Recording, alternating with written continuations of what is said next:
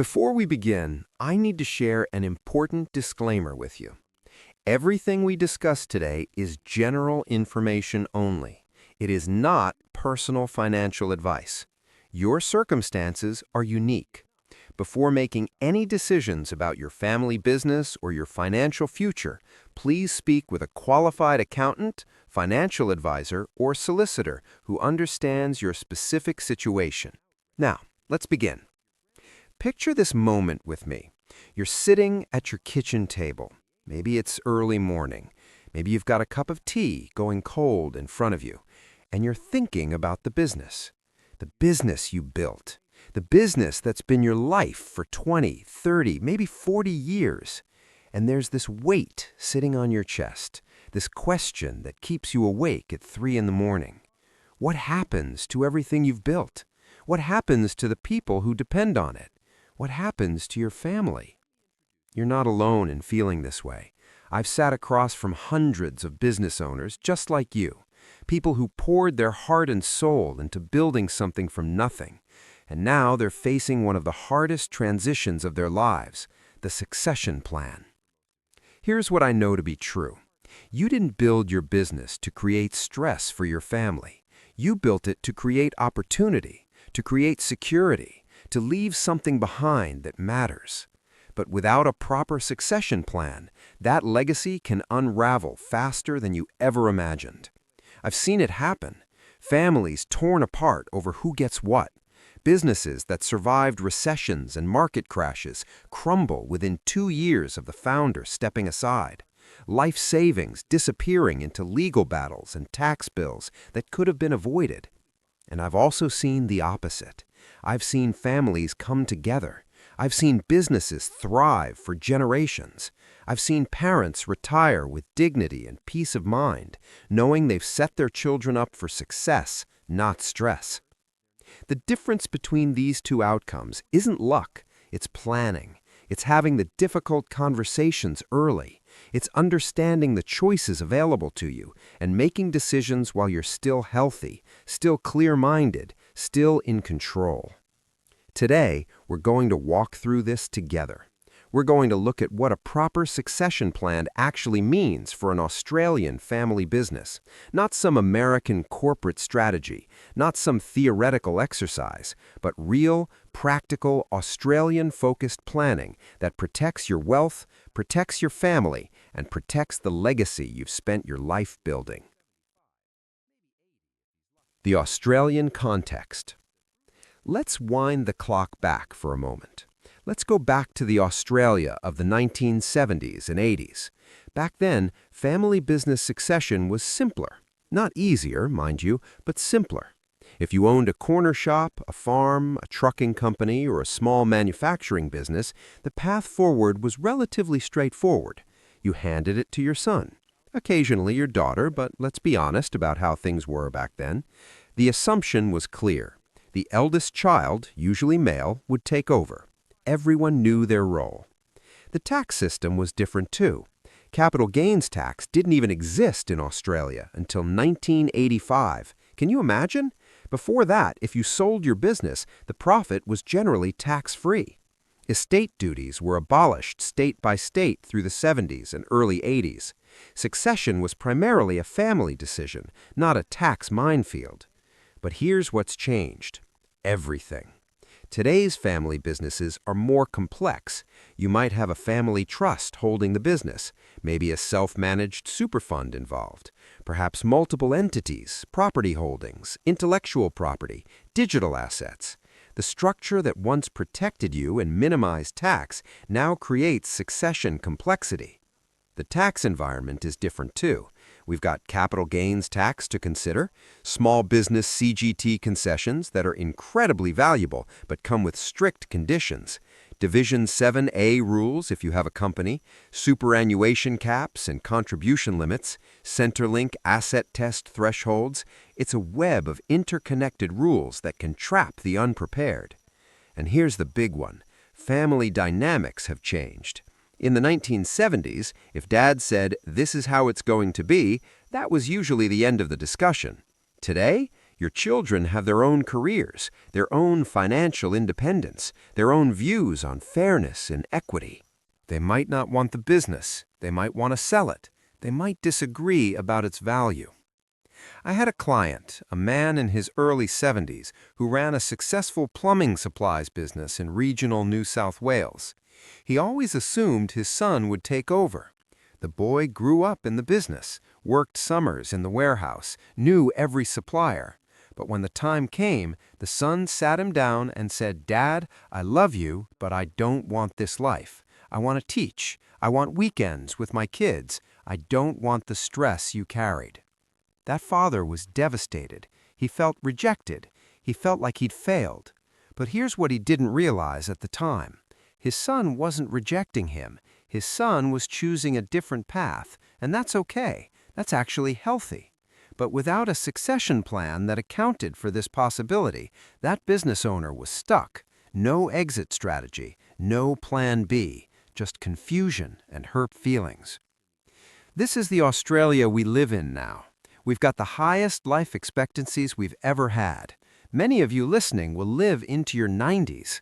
That means you might be managing succession planning for 20 or 30 years, watching your business from the sidelines, watching your children run it or sell it or transform it into something you barely recognize. We've also got economic conditions our parents never faced, property prices that have grown faster than business profits in many cases, superannuation balances that might be larger than business valuations, adult children who might be more financially secure than the generation before them, or conversely, crushed by mortgage debt and cost of living pressures. The age pension asset test thresholds are tighter now, too. If you're hoping to access a part pension in retirement, your succession plan needs to account for this. Giving away business assets might affect your eligibility. Holding on to them might affect it too. Timing matters. Structure matters.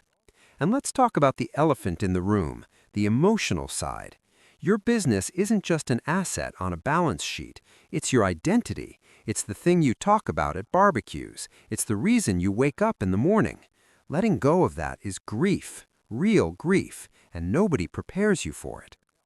So that's the context we're working within. A more complex tax system, more complex family dynamics, longer lifespans, higher stakes.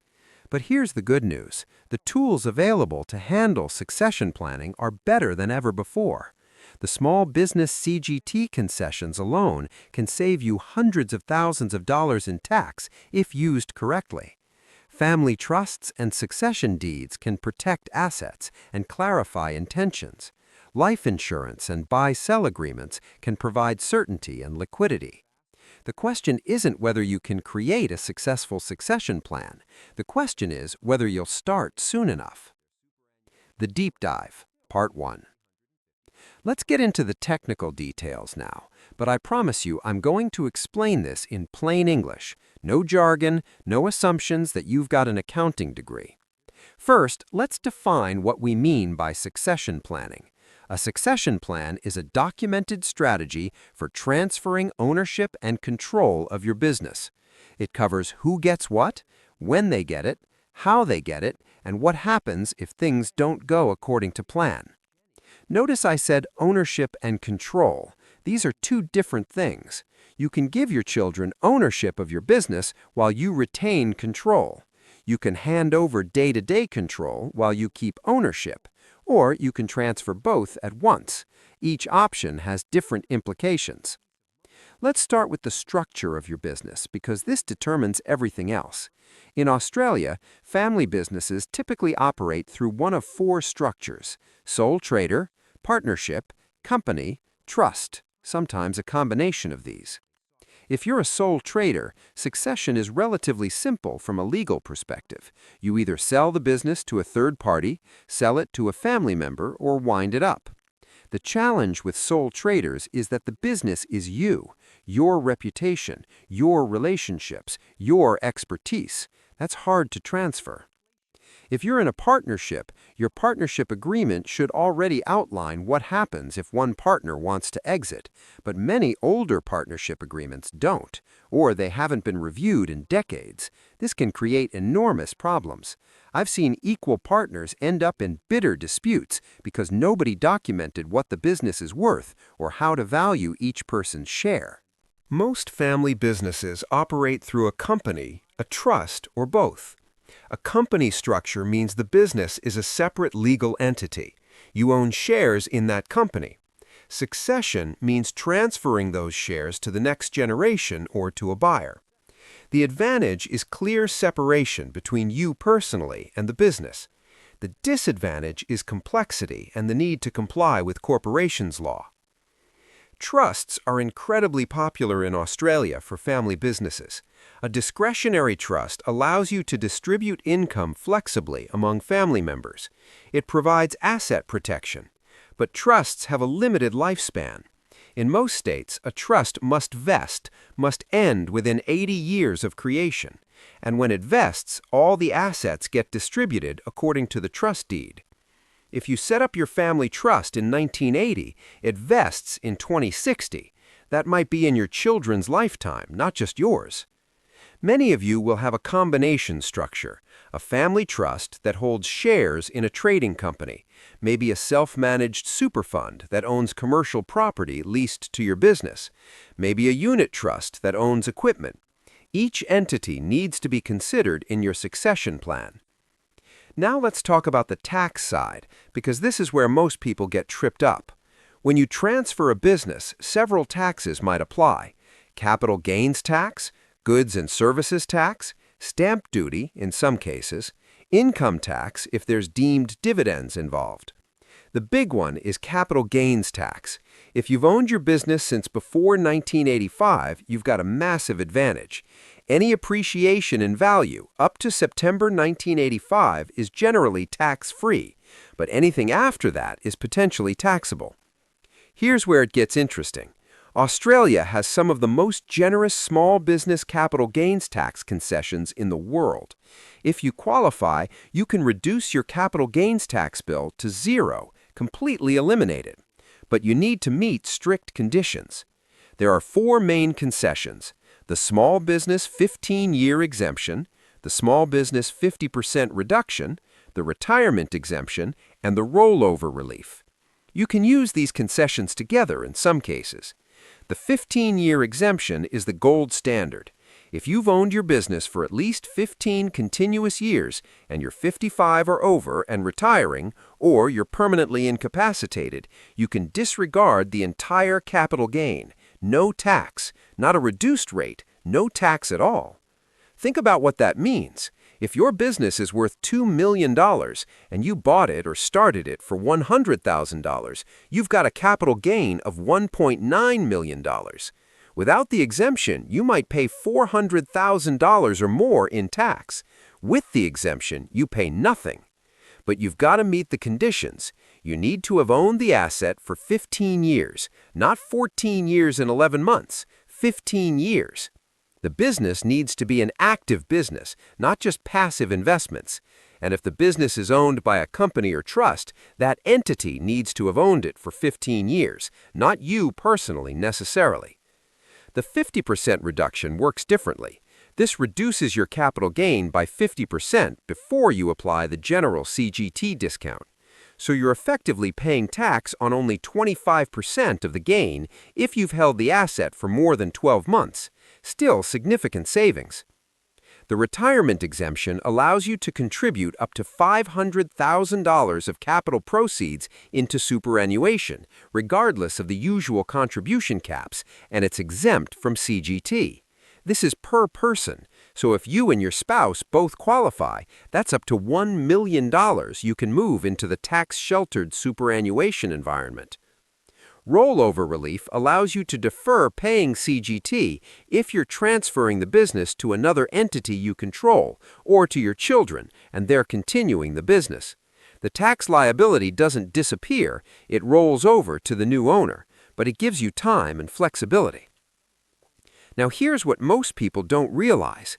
These concessions have conditions around the size of your business. Generally, your aggregated turnover needs to be less than $2 million, or your net assets need to be less than $6 million. These are not huge businesses by commercial standards. These are genuine family businesses. But you need to calculate this correctly, because getting it wrong means losing access to these concessions. You also need to consider how you'll extract value from the business. If you're selling to a third party, you'll receive cash. That cash becomes an assessable asset for Centrelink purposes if you're hoping for an age pension. It counts toward your superannuation transfer cap if you're moving it into super. It might generate ongoing investment income that affects your tax position. If you're transferring the business to your children, how will they pay you? Will they pay market value? Will you gift it to them? Will you use a combination of sale and gift? Here's a critical point. If you sell your business to your children for less than market value, for mates rates or family rates, you might think you're being generous. But the Australian Tax Office doesn't see it that way. They'll deem the transaction to have occurred at market value for CGT purposes anyway, so you'll pay tax on the market value, but you'll only receive the discounted price. You've got the worst of both worlds. There's also Division 7 to consider if you have a company. This prevents you from taking money out of the company as a tax-free loan. If you're not careful, succession planning can trigger deemed dividends under Division 7, creating unexpected tax bills. Stamp duty is less of an issue for business succession than it used to be, particularly for goodwill and business assets. But if your business owns real property, transferring that property might trigger stamp duty in your state. Each state has different exemptions and concessions for family transfers. New South Wales, Victoria, Queensland, they all have slightly different rules. And then there's goods and services tax. If you sell your business as a going concern, it's usually GST-free. But if you're selling individual assets, or if the business isn't being continued by the buyer, GST might apply to some assets. Getting this wrong can cost you 11% of the sale price. The Deep Dive, Part 2. Let me introduce you to Bruce and Jenny.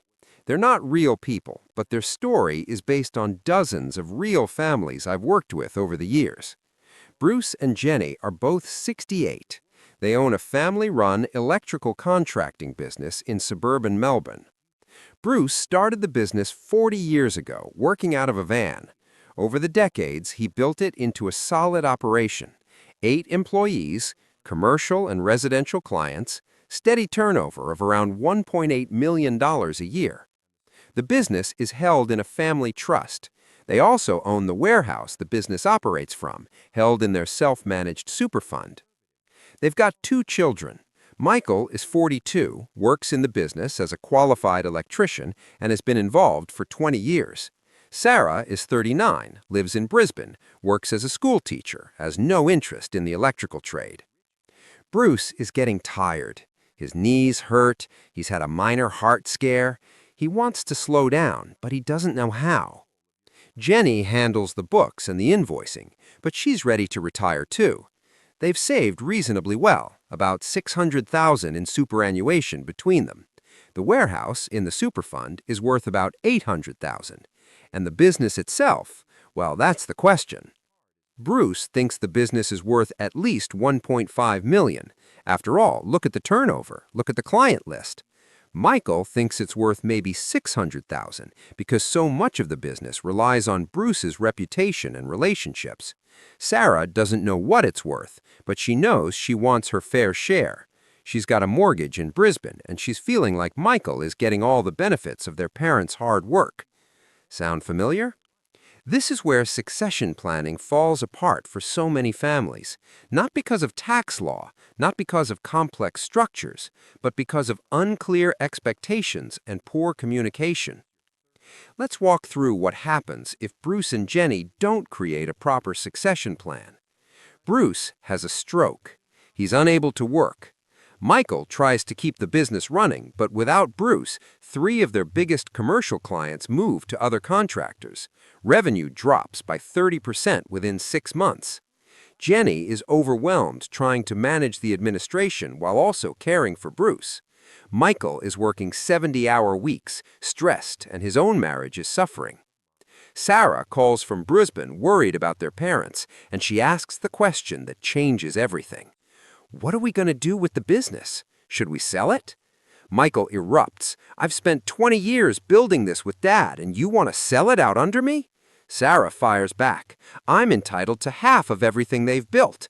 I gave up the chance to join the business to pursue my own career, and now I get nothing? Within 18 months, the business is sold. Not to Michael, not on terms that work for anyone, but to a competitor in a distress sale, because nobody had the energy to keep fighting, and nobody had the money to buy anyone else out.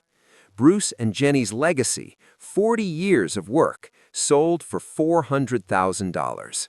After paying the tax office, after paying the lawyers who mediated the family dispute, they're left with less than $300,000 to split somehow between satisfying Sarah and helping Michael start over.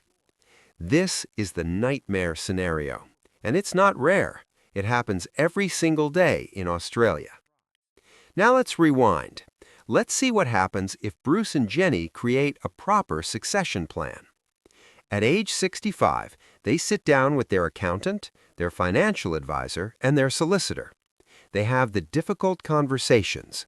They acknowledge that Michael is the one who wants to continue the business. They acknowledge that Sarah deserves to be treated fairly, even though she's not involved in the business. They get an independent business valuation, not Bruce's optimistic number, not Michael's conservative number, an objective valuation from someone with no emotional stake. The business is valued at $850,000. They structure a plan. The business will be transferred to Michael over a 5-year period. Michael will pay market value, but the payment will be structured to match the business's cash flow. Bruce will stay on part-time for 3 years, maintaining those client relationships and transitioning them gradually to Michael. Jenny will stay on the books for 2 years, training Michael's wife to take over the administration. Sarah will receive the warehouse property from the superfund. It's worth $800,000, roughly the same value as Michael is receiving in the business. To make this work, Bruce and Jenny will use some of their superbalance to equalize the distribution. Sarah gets the property, Michael gets the business. Everyone knows where they stand. Bruce and Jenny also do something crucial. They get life insurance in place. If Bruce dies during the 5-year transition, the insurance pays out. It gives Michael the money to buy the business outright from Jenny and Sarah. It prevents a forced sale at the worst possible time. They also create a backup plan. If Michael decides he doesn't want the business after all, or if his health fails, or if the business struggles, they've documented other options. They've identified 2 potential buyers outside the family who've expressed interest. They've outlined a process for winding up the business if necessary. They've discussed what happens if Bruce becomes incapacitated and can't participate in decisions. 5 years later, the transition is complete. Michael owns the business outright. Sarah owns the warehouse and has leased it back to Michael, giving her ongoing rental income and him an affordable workspace. Bruce and Jenny are fully retired. They're accessing a part-age pension because their assets, excluding the family home, are now below the threshold. They've got enough super to supplement the pension and live comfortably. And most importantly, their family is still speaking to each other. Christmas isn't awkward. The grandkids grow up knowing each other. That's the difference planning makes. Not just financial, relational, emotional, legacy. But let's look at the other side, too, the pros and cons of different succession approaches.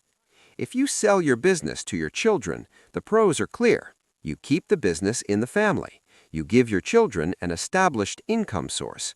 You maintain some control during the transition. You can structure the payment terms to be affordable. And you can access those small business CGT concessions if you meet the criteria. The cons? Your children might struggle to raise the purchase price, even with vendor finance. They might not be emotionally ready to take on the responsibility. The business might decline without you, leaving them with debt and a failing asset. And other family members might feel resentful if they're not involved. If you sell to a third party, the pros are different. You receive market value, usually in cash. You can make a clean break. There's no ongoing family drama about who got what. You can split the proceeds equally among all your children if that's important to you. The cons? You lose control of the legacy you built. Your employees might lose their jobs if the new owner restructures. Your name, your reputation disappears from the business, and you might struggle emotionally with seeing someone else run what you created. There's also a timing risk. What if you need to sell during a market downturn? What if there are no buyers? If you wind up the business, the pros are simplicity. You sell off the assets, pay any debts, and distribute what's left. No complicated negotiations, no ongoing obligations. The cons are significant, though. You might get fire sale prices for your assets. Your employees lose their jobs. Decades of goodwill and customer relationships evaporate. And you might have limited access to the small business CGT concessions, depending on how you structure the windup. There's also the option of bringing in external partners or management. This allows you to extract some capital while keeping the business operating. Your children might stay involved in a reduced capacity, but it comes with complexity. You're dealing with outside investors or managers who have their own priorities. You might lose control faster than you expected. The solutions and strategy. So what do you actually do? Where do you start? Let me walk you through a practical, step-by-step process for creating your family business succession plan. Step 1. Start the conversation today, not next year, not when you're ready to retire, today. Gather your family, your spouse, your children who are involved in the business, your children who aren't, and have an honest conversation about intentions and expectations. Tell them what you're hoping for. Ask them what they want. You might be surprised. You might discover your son doesn't want the business. You might discover your daughter absolutely does. You might find out they'd prefer you sell and split the proceeds evenly. Or you might find they're desperate to keep the family legacy alive, but you won't know until you ask. Make this a judgment-free conversation. Nobody is wrong for wanting what they want. The goal is clarity, not consensus yet. Step 2. Get a professional business valuation. Not your opinion, not your accountant's rough estimate. An independent, qualified business valuer who can give you a defensible market valuation. This typically costs between $3,000 and $10,000, depending on the complexity of your business. This valuation becomes the foundation of everything else. It tells you what you're actually working with. It prevents disputes later about whether someone got a good deal or a raw deal. And it gives you ammunition if the tax office ever questions your transactions. Step 3. Review your business structure. Get your accountant to map out exactly how your business is held, who owns what entities are involved, when were they created, are there any time bombs ticking, like a trust that's about to vest. This is also the time to check if your structure is actually optimal for succession. Maybe you need to restructure before you hand things over. Maybe you need to create a new entity. Maybe you need to simplify by collapsing unnecessary structures. Better to do this while you're in control than leave it for your children to sort out. Step 4. Understand your tax position. Work with your accountant to model out different succession scenarios. What happens if you sell next year? What if you wait 3 years? What if you transfer to your children? What if you sell to a third party? What CGT will you pay in each scenario? Can you access the small business concessions? How much can you move into super? How will this affect your age pension eligibility? This modeling should include exact numbers based on your situation, not general rules. your specific tax position, your specific assets, your specific timeline. Step 5. Document everything, and I mean everything.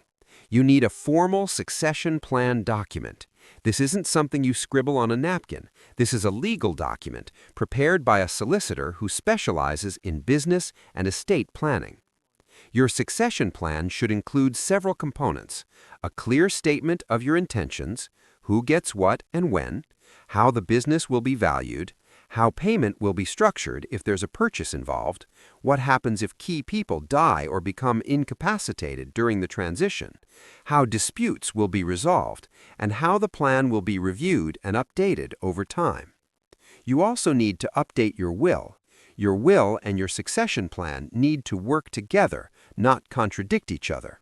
If your succession plan says Michael gets the business, but your will says everything is split equally between Michael and Sarah, you've just created a legal mess.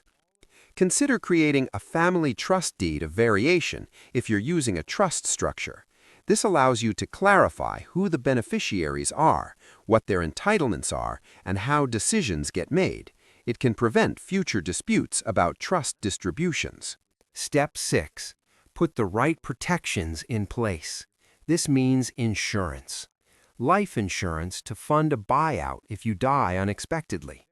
Total and permanent disability insurance to cover the same scenario if you're incapacitated.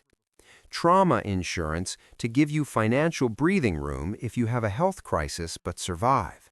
And key person insurance if there's someone in the business whose loss would be catastrophic. You might also need a buy-sell agreement if you have business partners or if you're bringing your children in as co-owners. A buy-sell agreement spells out exactly what happens if someone wants to leave, dies, or can't continue. It sets the valuation method. It creates the funding mechanism through insurance. It removes ambiguity. Step 7. Create a transition timeline. Succession isn't a single event, it's a process. Maybe you reduce your hours over 2 years. Maybe you hand over operational control but keep strategic oversight for 5 years. Maybe you sell the business but stay on as a consultant for 12 months. Document this timeline, make it visible, review it regularly, and be prepared to adjust it if circumstances change. The goal is a gradual, managed transition, not a sudden cliff where you're working full-time one day and gone the next. Step 8. Train your successor. If you're handing the business to your children or a key employee, invest in their development. Send them to courses, bring in a business coach, introduce them to your key clients and suppliers. Give them increasing responsibility while you're still there to guide them. I've seen too many business owners hold all the knowledge in their heads and then wonder why the business struggles after they leave. Your successor needs to know what you know. They need your client relationships. They need your supplier relationships. They need to understand the quirks and the unwritten rules. Start this process years before you plan to exit. Step 9. Communicate with everyone involved. Your employees need to know what's happening, at least in general terms. They're worried about their jobs. They're worried about whether the business will survive. Uncertainty kills morale and productivity. You don't need to share every detail, but share enough that people feel informed and respected. Your key clients and suppliers might also need to know. If you've got commercial clients who've worked with you for decades, they deserve a conversation about the transition. Introduce them to your successor. Reassure them about continuity. This protects the value of the business during the handover. Step 10.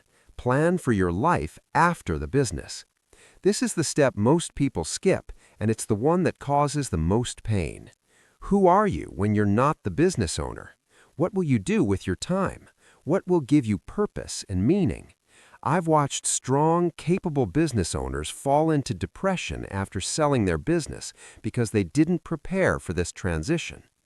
Retirement isn't just a financial event, it's an identity shift. Start planning now for how you'll spend your time, what hobbies or interests you'll pursue, how you'll stay connected to community and purpose. Consider staying involved in a reduced capacity. Maybe you mentor young business owners. Maybe you volunteer with an industry association. Maybe you take up that hobby you never had time for. But think about this before you hand over the keys. Step 11. Review and update regularly.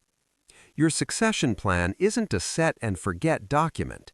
It needs to be reviewed at least annually. Circumstances change, tax laws change, family relationships change, business values change. What made sense 3 years ago might not make sense today. Set a specific date each year, maybe your birthday or the start of the financial year, where you sit down with your advisors and review the plan. Is it still appropriate? Do any terms need adjusting? Are there new risks to address? Keep it current. Step 12. Get legal and financial advice specific to your situation. I cannot stress this enough. Everything I've shared today is general information. It's a framework, a starting point. But your situation is unique. Your business is unique. Your family is unique. The rules that apply to you might be different than the rules that apply to your neighbor. Work with a qualified accountant who understands small business CGT concessions. Work with a financial advisor who can model out your retirement income under different scenarios. Work with a solicitor who specializes in business succession and estate planning. Yes, this costs money. You might spend $10,000 to $20,000 on professional advice, but that investment can save you hundreds of thousands in tax and prevent decades of family conflict. It's the best money you'll ever spend. Now let me share some specific strategies that can make succession smoother. Consider a staged transfer of ownership. Instead of handing over 100% of the business at once, transfer ownership gradually. Maybe you gift 10% each year or sell portions over time.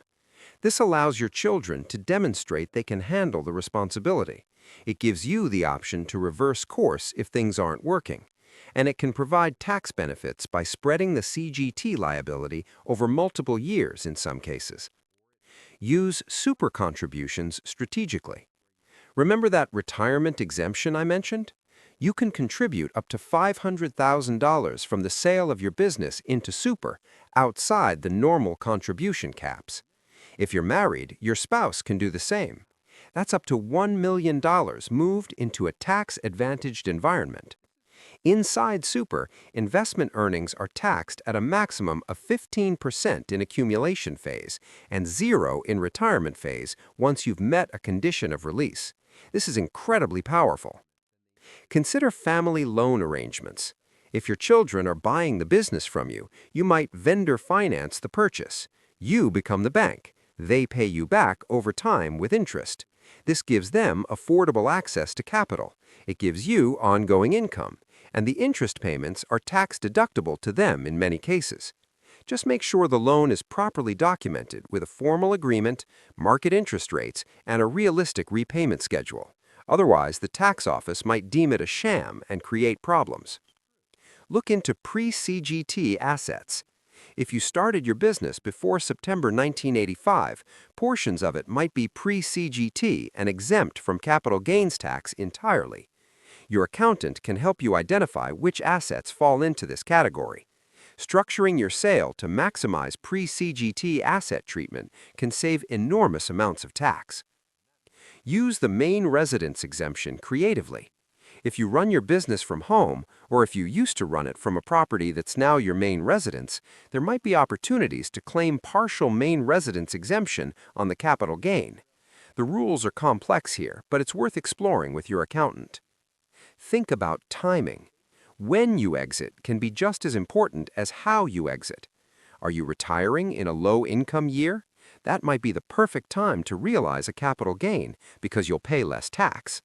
Are you about to receive a large tax deduction from another source? That might offset some of the gain. Strategic timing can save tens of thousands of dollars. Don't forget about asset protection. If you're transferring the business to your children, consider whether they need asset protection structures in place. If they're in a relationship that breaks down, could the business be caught up in a family law settlement? If they're sued, could someone take the business? Sometimes it makes sense to keep ownership in a trust structure even after succession to provide ongoing protection. Finally, consider the human element. Money isn't everything. I've seen parents structure succession plans that were tax optimal but emotionally disastrous. They gave the business to one child and tried to equalize with other assets for the other children. But the business grew in value significantly, and the other children felt cheated. Or they forced a child who didn't want the business to take it out of obligation, and that child ended up miserable and resentful. The best succession plans balance financial efficiency with family harmony. Sometimes that means taking a small tax hit to achieve a fairer emotional outcome. Sometimes that means accepting that the business needs to be sold externally because none of your children actually want it, and that's okay. Sometimes it means having the courage to tell a child that they're not ready to run the business yet, and here's what they need to do to get ready. There's no one-size-fits-all answer, but there is a right answer for your family and your business. Finding that answer requires honesty, professional advice, and the willingness to have difficult conversations. The conclusion. We're coming to the end of our time together today, and I want to leave you with something to think about, something bigger than tax strategies and legal documents. Your business isn't just a collection of assets. It's not just a number on a balance sheet or a line on your tax return. Your business is a story. It's the story of your courage to start something when you had no guarantee it would work. It's the story of the late nights and the early mornings. It's the story of the client who gave you your first big break. It's the story of the employee who stuck with you through the tough years. It's the story of how you provided for your family, educated your children, built your retirement savings. That story deserves a good ending. Not a perfect ending, but a good ending. An ending where you can look back with pride. An ending where your family is intact. An ending where the people who depend on you are taken care of. An ending where you get to enjoy the fruits of your labor instead of watching them disappear into conflict and confusion. You're entering what I call the third act of your life. The first act was building your skills and starting your career. The second act was building your business and your family. The third act is about legacy and enjoyment. It's about watching your grandchildren grow. It's about taking that trip you've always dreamed of. It's about spending time with your spouse without work stress hanging over you. It's about contributing to your community in new ways. It's about living, not just working. But you can't fully step into that third act if your business succession is unresolved. It's like trying to read the final chapter of a book while still clutching the earlier pages, worried about what might happen if you let them go. Here's what I know from decades of doing this work. The business owners who plan their succession, who face it head-on, who have the difficult conversations and make the hard decisions, they're the ones who actually enjoy retirement. Start planning your third act today. Start telling the story of how you ended well.